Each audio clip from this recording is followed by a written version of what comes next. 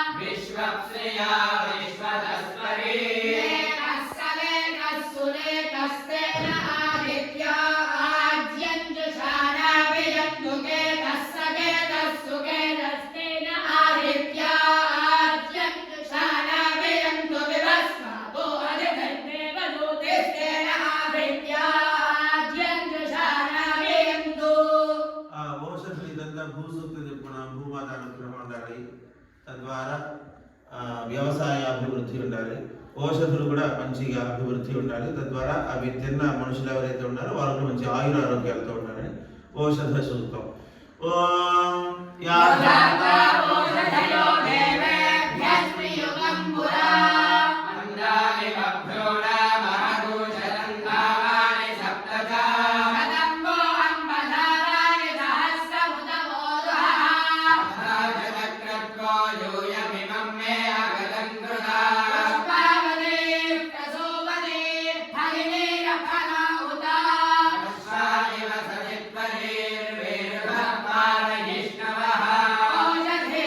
Mata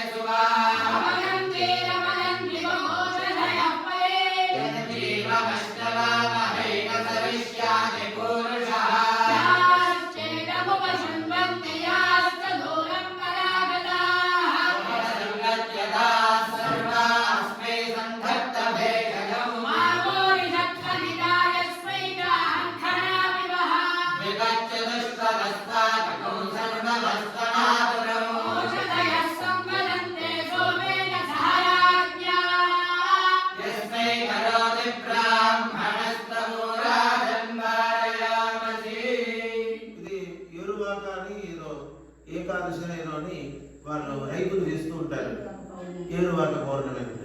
అలానే ఈ సంక్రాంతి కూడా దానికి సంబంధించే కాబట్టి మంచి భూ సూక్తం ఇది చెప్పాం.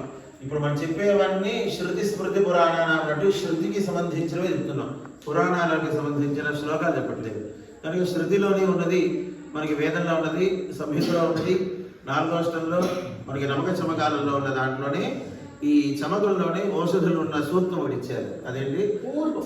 ఊర్చమే సోటనాచమే పయస్చమే రసస్చమే కృతంచమే మధుచమే సద్ధిష్టమే సవేదిష్టమే రుధిష్టమే వృష్టిష్టమే దైత్రంచమే ఔద్ధత్యంచమే కయిష్టమే రాజష్టమే పుష్టంచమే పుష్టిష్టమే విభుతమే ప్రభుతమే బహుతమే భూజష్టమే పూర్ణంచమే పూర్ణధరంచమే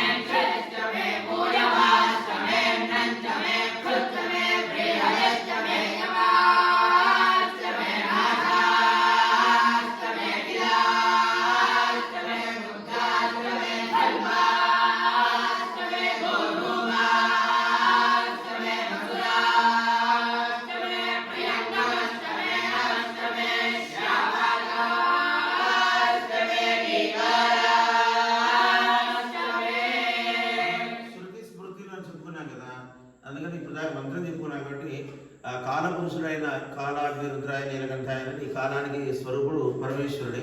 కనుక ఆ మహాన్యాసంలో ఉన్న 5 శ్లోకాలు, ఇప్పుడు ఎంత మంత్రం చెప్పుకున్నాక శ్లోకాలకు మనం చూసుకుందాం. ఆ 5 శ్లోకాలు 5 ఉన్నాయి, 5 శ్లోకాలు.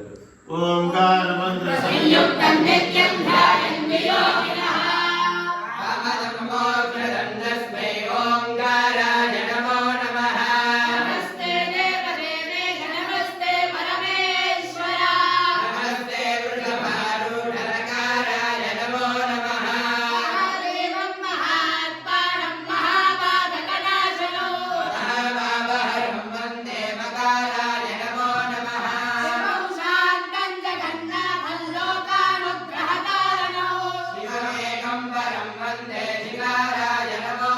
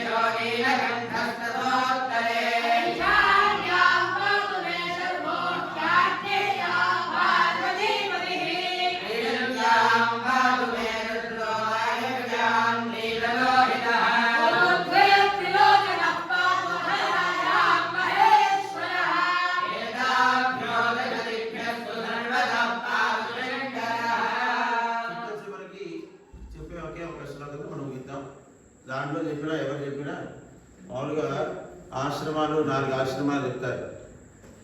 బ్రహ్మచర్యం, గృహస్థ, వానప్రస్థాశ్రమం, సన్యాశ్రమం అని 4 చెప్తారు. ఈ దీంట్లో చెప్పేటప్పుడు మొదట్లో ఏం చెప్తారు అంటే ఈ ఉపనయనం కాకపోతే అది ఓంకారంతో తప్ప ఇంకా అతను మంత్రం చదివిన అధికారం లేదు. వానప్రస్థాశ్రమం చెప్తే ఓంకారం. ఈ ఈ ఉపనయనం చేసుకొని వివాహం చేసుకొని వానప్రస్థాశ్రమం అయ్యి ఆ సన్యాసంలోకి వెళ్తే ఎన్ని వేదాలు చెప్పుకున్నా కూడా ఆ సన్యాసం తీసుకున్నాక మళ్ళీ ఈ వేదాలు ఏం చదవకూడదు. సన్యాసి గాయత్రి జపం కూడా ఉంటుంది. మొత్తం వదిలేసి వాళ్ళు ఓంకారం చేయాలంటారు. మొట్టమొదటిలో ఓంకారం, చివరికి ఓంకారం, చివరికి ఏముండదు అంటారు. ఎంత చదువుకున్నారు నేను. అలానే దాంట్లో మహన్యాసం ఉంది ఏముంటుంది, దేహో దేవాలయ ప్రవృత్తి. మనం భగవంతుడు అక్కడ ఇక్కడ ఎదుగుతూ ఉంటాం. ఆ క్షేత్రం అంతదాకా మనలోనే ఆ శివుడు ఉన్నాడు. నా రుద్రం వచ్చేదో మనం వేరు శివుడు వేరు, మనమే శివుడు శివుడు మనం ఉంటాడు. ఆ చివరికి అది ఒక శ్లోకం చెప్పుకొని దేహో దేవాలయం ప్రవృత్తో జీవో దేవస్థానాలయ చేతి అజ్ఞాన నిర్మాణ్యం సోమవారం ఆయన వేరే వేరు కదా చివరికి చెప్పేది. ఎంత తెలుసుకున్నా ఏదో తెలుసుకున్నా ఉంటారు. ఎంతో వేదాలు చదువుకొని శాస్త్రాలు చదువుకొని దాని అర్థాలు తెలుసుకొని ఎంత చేసుకుని దాంట్లో 4వ ఆశ్రమమైన సన్యాసానికి వెళ్తే ఇదంతా లేదు. మళ్ళీ చివరికి దాంట్లో వేదార్థం కూడా దాంట్లో అర్థం ఉంటుంది. సంహిత అంటాడు, బ్రాహ్మణ అంటాడు. ఈ సంహిత బ్రాహ్మణ కూడా ఆర్ణ్యకాలకు వచ్చేసరికి ఉపనిషత్తులోకి వెళ్ళేసరికి ఏం కావాలి అని తండ్రి కొడుకులు అలాగే గురు శిష్యుల మధ్య అనుసంధాన బంధం ద్వారా మాట్లాడే ఏంటిది మానవుడికి ఏం కావాలి ఏంటి అని వాళ్ళిద్దరు బ్రహ్మ పదార్థం ఏంటంటే ఫస్ట్ అన్నది అన్నమే బ్రహ్మ అనేది చెప్తాడు. అలా కాదంటే అంటాడు ప్రాణమే బ్రహ్మజ్ఞానం అంటే ప్రాణం అంటాడు. అది కాదంటాడు. మనో బ్రహ్మేది కాదు, మనస్సు కాదు. విజ్ఞానం బ్రహ్మేది, విజ్ఞానం కాదు. ఆనందం బ్రహ్మేది కాదు. అంటే ఉన్న దాంట్లో ఆనందపడటం, ఉన్న దాంట్లో సుఖంగా ఉండడమే వేదం కూడా చెప్పేది. ఏదో ఎక్కడ పరిగెత్తడం కాదు, ఉన్న దాంట్లో ఆనందం. ఏదావదే మనిషికి కావాల్సింది అయితే చివరికి ఆనందం. అలాంటి ఆనందాన్ని ఇచ్చేది ఏంటంటే దేహో దేవాలయంలో ఇది ఒక్కడే తెలిస్తే మనకు చాలు. ఎక్కడ మనం పరిగెత్తకుండా హాయి కూర్చొని జపం చేసుకుంటే చాలు. దేహో దేవాలయ